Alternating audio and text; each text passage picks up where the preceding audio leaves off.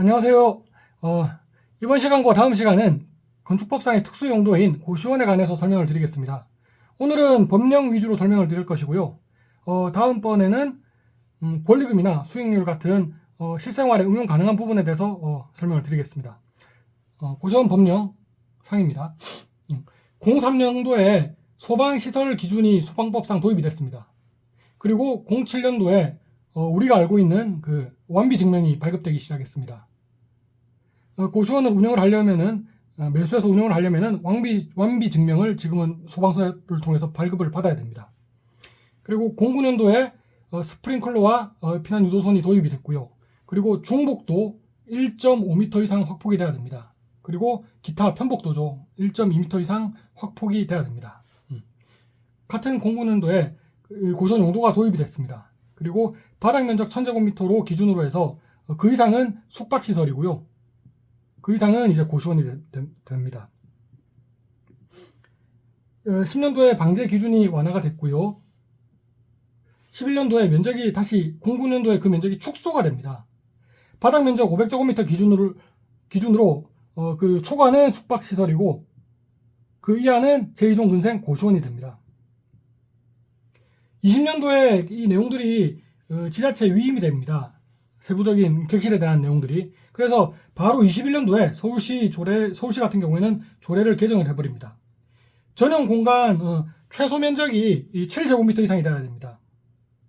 그리고 개별 화장실이 있을 경우에는 9제곱미터 이상이 됩니다.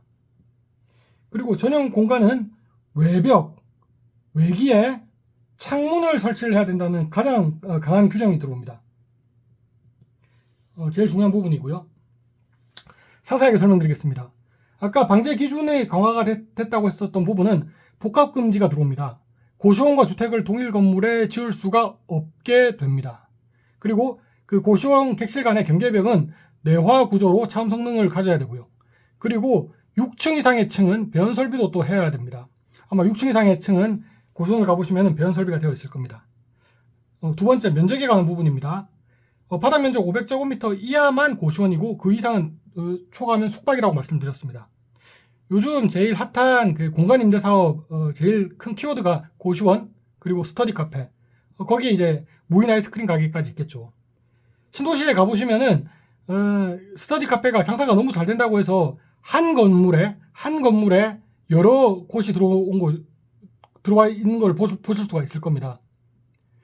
그렇게 출혈 경쟁을 하다가 또 이렇게 망하고 사업이 힘들어지는 경우가 있는데요.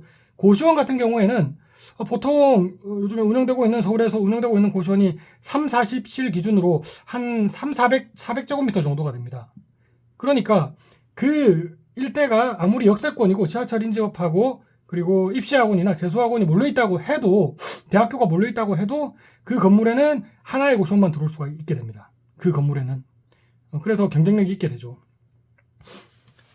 마지막으로 세 번째, 그 서울시 조례 개정된 부분입니다. 21년도에 개정이 됐습니다. 제일 큰 부분은 아까 말씀드렸던 그 중복도는 1.5m죠. 1.5m 이상이 확보가 돼야 되죠. 기본이고.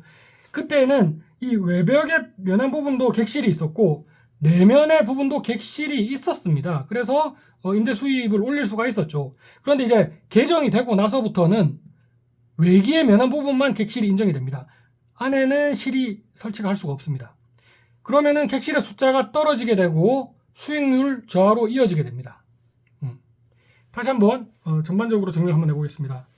고시원 법령은 소방 완비 증명도 생기고 복도 기준도 생겼다. 제일 중요한 것 중에 하나가 이제 면적 기준이 하나 생겼고 500제곱미터로 현행까지 이어지고 있고, 현재 제일 큰 기준의 변화는 서울시 조례 개정으로 전용 공간 곽실의 외기 창문을 설치를 해야 된다는 규정이 생겨서 수익률이 조금 떨어지고 있다라고 설명을 한번 드리겠습니다.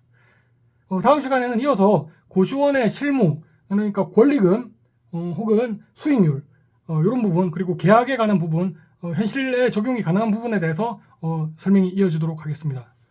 오늘도 시청해 주셔서 감사합니다.